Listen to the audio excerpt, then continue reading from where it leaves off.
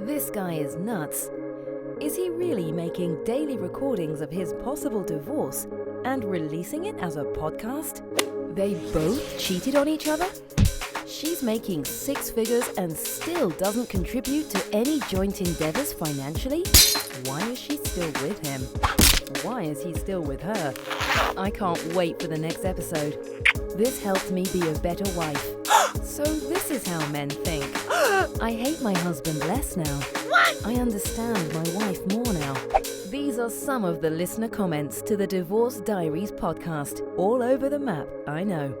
These anonymous accounts of events should resonate with anyone that has been married, is married, or is preparing for marriage, and helps couples avoid pitfalls as they might prepare for marriage.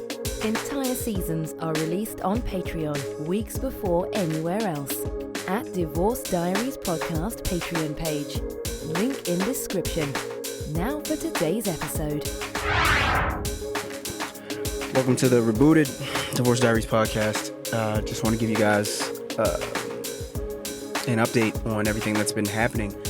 This is the first week of June 2021. I'm fully out of the house that we owned as a married couple, and we're in a rental because I've got some really tough surgery coming up.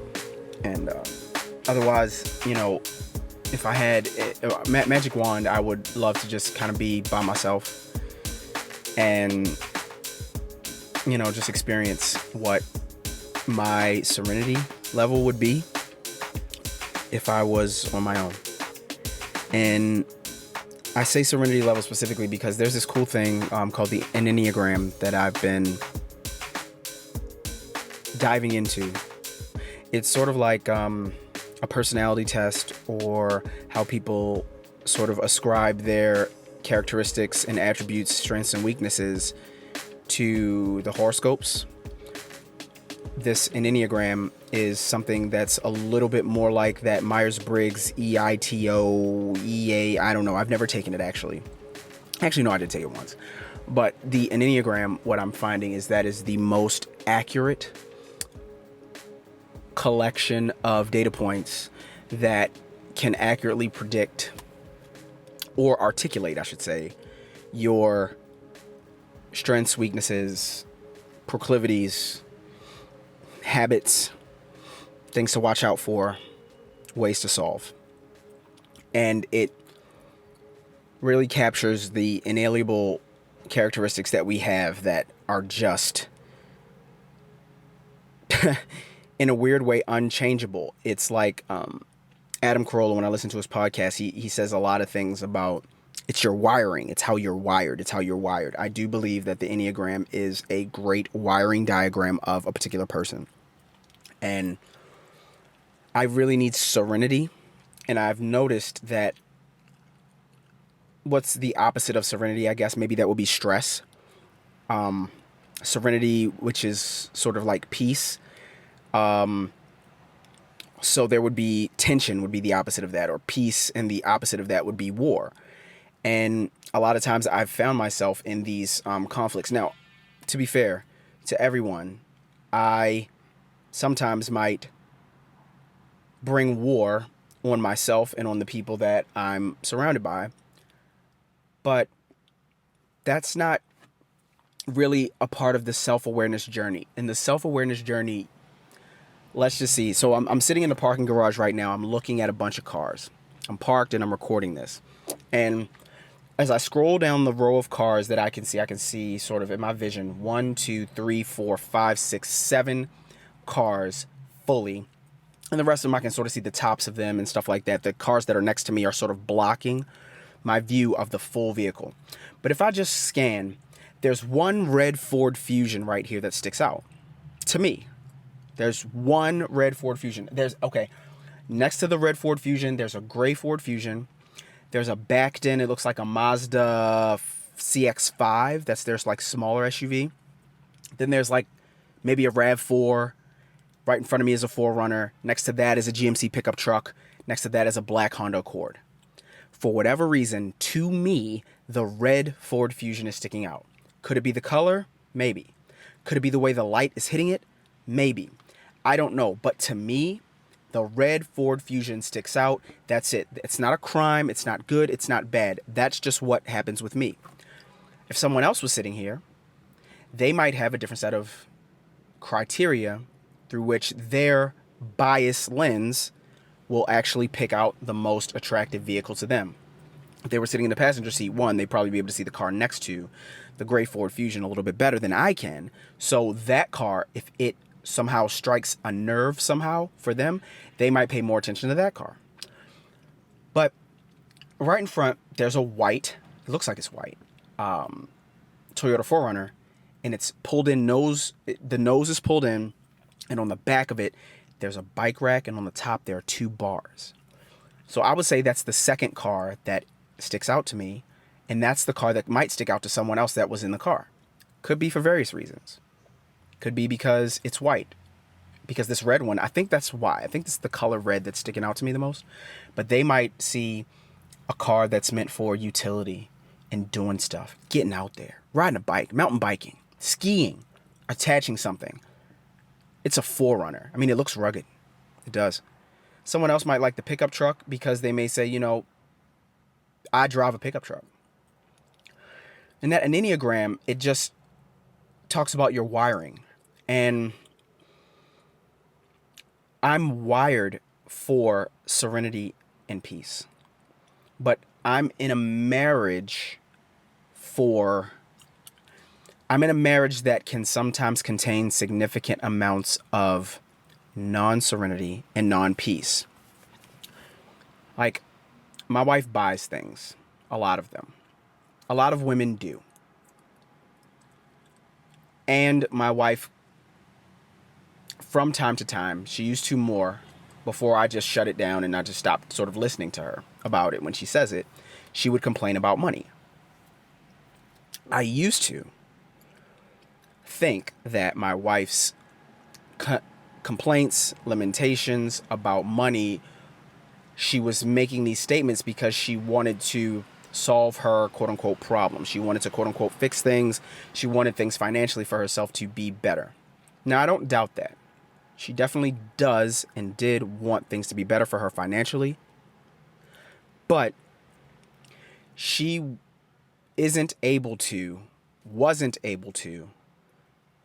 find the through line between how she spent her money and her financial situation. That would then cause me stress because I felt like my wife, who I never want to suffer with anything, was suffering in a financial state she didn't want to be in. So that takes me a little bit further away from what I need, what I'm wired for, which is serenity and peace, to stress, angst, and maybe some anguish. And then an Enneagram also says that when I delve more into my negative side of things, I will become resentful. And that is totally true. And I don't mean, because we all can sort of resent, but there are others. I will say, like my wife, she doesn't really resent. Something rough might happen to her, but she doesn't really hold on to that. It doesn't really become a point of contention and then spurs resentment. That's not how she's wired.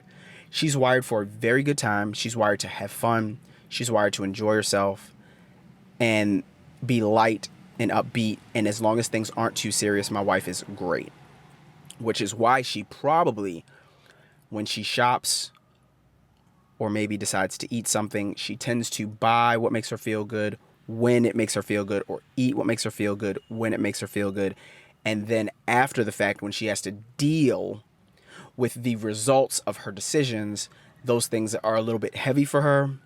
She doesn't like how it feels, so she tends to just ignore things that she quote unquote needs to do because she already went all in on things she wanted to do. So it's always a difficult time for a person like me who really wants to be at peace, because I'm going to typically want structure, a schedule, things that are somewhat more predictable. I don't mind spontaneity, but I might say, hey, I'm going to set a budget of $300 a month for a spontaneous activity. And when I say that's creating a schedule. I'm creating a boundary. And then I'll say, oh, how will I get this $300 a month? Oh, I will put, what is that? 300 divided by 4 weeks or something like that. That's about $75 or something like that. 75, $80, whatever. Oh, every paycheck, every week, I'm going to save $75 to $80, and then I'm going to spend it. Okay, that's structure. Okay, then I have to back that out. In order to save $75 a month, $75 a week, that means I'm going to have to only go out to eat twice a week, not 4 times a week, because I won't get to my goal of $75. In order to, let's back that out. In order to only go out 2 times a week, I need to grocery shop for the other 5, and that's what I need to do. So as you can see, a large goal of going out and having a spending day of $300, it extrapolates out to going to the grocery store for 5 days a week and keeping my costs down. That's how I get to the 300.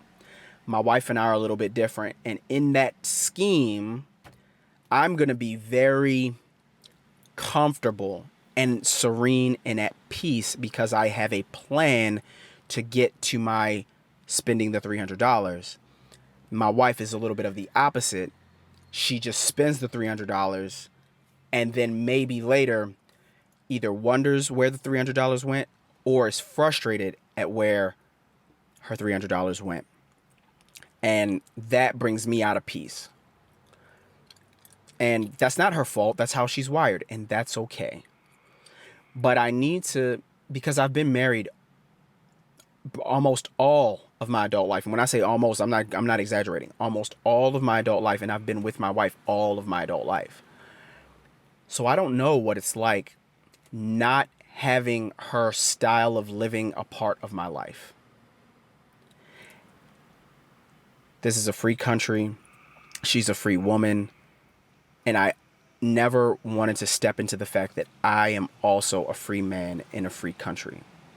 I don't have to live with a person that goes against my wiring.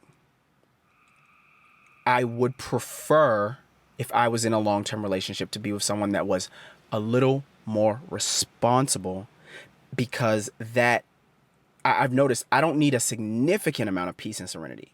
I do need it. But when I have someone that is a little bit more loose and sometimes at their worst, maybe reckless with their spending, it causes me to be so far away from the peace and serenity that I need. And it makes me resent them. It makes me be a worse version of myself. I then go to what the ENNEAGRAM says, my anger quadrant. I get very, very angry and I get very resentful. And I'm very hurt by a person being irresponsible in the way that it has affected me and my children over the years. And being married to my wife, who really loves present gratification versus delaying it to a point, it's manifested itself in other ways that I won't get into in this diary entry. But just imagine having children and you are a person that's wired like me, and you may want your kids to plan, go slowly, build. And you're married to a person that wants to do it now, do it fast, do it because you want to or it makes you feel good. Those two people are very, very, very much going to be like oil and water when their decisions affect the other person. And it's going to be rough. And that has been my marriage. And I'm looking very forward to getting on the other side of surgery and finding out when I'm healthy,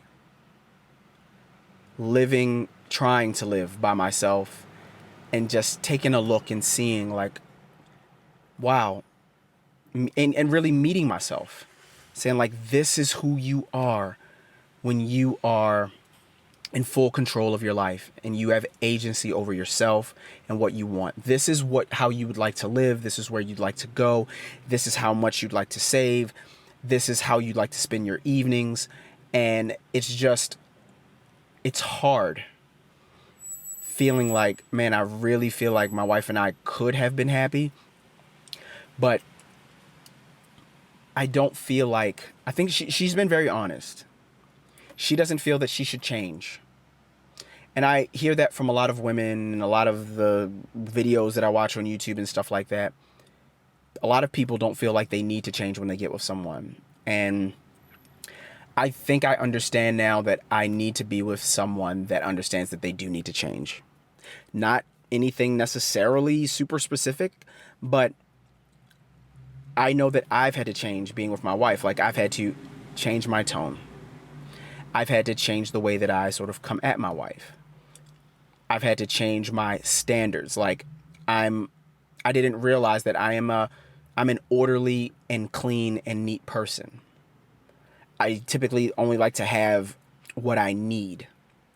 So I'm not quite a minimalist, but I guess I'm an essentialist. And my wife is more of a collector, and she's an abundance person and a person that amasses a lot of things. So I've had to change, and I can't just throw everything out or like be so frustrated every time she buys something. I've had to change over the years to accommodate that personality type that my wife has. And she hasn't, because she doesn't believe or feel or think that she has to change. It's not a bad thing. She's right about that. She doesn't have to change anything for me and for our marriage and for my comfort as her husband. But now I just need to understand, and every other husband or wife, you need to understand, if the person that you're with doesn't want to change for you in the marriage, then first evaluate what you want them to change and why, because you could just be a selfish piece of shit and you want them to change things that they shouldn't change because you're just a control freak and you're horrible. But if they want to buy, 10 decorative mugs and you only have space for 5, if you guys can't have the conversation and they say, okay, even though I want 10, I'll only buy 5. That doesn't thrill me, but I will. And you say, I'd prefer if you don't buy any, but if you're not going to buy 10, because then we'll have to put them in places where they don't belong and it'll take up space and it's hard for me. I'm not happy because I would like you to buy 0. You want to buy 10. You guys settle on 5. I think that will be a good compromise. And if you find that you're with a person, and in this book, Too Good to Leave, Too Bad to Stay, this book by Mira Kirschenbaum that I read, she said some people have off-the-table-itis. And off-the-table-itis means when there's an issue that you want to discuss and the person's like, I'm not talking about it. I'm not open to that. They have off-the-table-itis. And that's what my wife has with a lot of things. So I'm just wondering, well, I know there's been a lot of resentment built up because of my wife's off-the-table-itis for me. And I'm sure maybe she might have her own set of off-the-table-itis that she feels I have. That's not what I'm talking about. This is my diary entry. But what I can say is when you come to what you think is a negotiation table to negotiate terms that might be favorable to both parties, and one of the people are they're not there to negotiate, or their form of negotiation is my way or the highway, then I think it's time to probably make a change. And that's where I think that I am with my wife. So I want a divorce, but not for the angry reasons that I recorded in my first 75 to 100 divorce diary episodes. And those were all, I was just red pill angry. I was pissed as shit. I was seeing red. All I saw was red and resentment and hurt. And I think what I am going to do, not now, probably at the time of this recording, all of the old red pill rage divorce diaries entries are going to be up on my Patreon page. I'm going to put them up there because I feel that anyone that is willing to pay the $5 a month to listen to that content really wants to look in the mirror. The person that's going to go and listen to that content is going to say, am I red pill angry? Was I red pill angry? Am I headed for red pill anger? If you know that you are, or you suspect that you are, I would just say, for that reason, go and check out those episodes and just hear, because I didn't lie about anything, but it was just the way that I was speaking. I was just so angry and hurt and disrespected that I felt from my wife, and it just came out like fire breathing harm. And those thoughts that I had, I mean, very dark, but you can listen to them there. But now in this rebooted, calmer head, more peaceful, more serenity place that I'm at, and I'm by no means at the finish line, because I have a lot more that I've got to do, but I owe it to myself. I only have one life, and I owe it to myself to see what my life would be like by myself, figuring out me and learning me. Didn't give myself a chance to do that when I was younger. Thanks for listening. I think I need a divorce. Wow, that was the Divorce Diaries podcast. The daily saga will continue tomorrow. The full season's episodes are on Patreon now. Subscribe for early access. Click the Patreon link in the description. Hopefully these entries help our anonymous recorder as a form of his own personal therapy. That's his hope and his intention. Will these recordings of life's curveballs lead this family to the best resolution in the end? We'll keep listening. New episodes are released daily on all podcast players, but all episodes are available on Patreon at Divorce Diaries Podcast Patreon page. Until next time.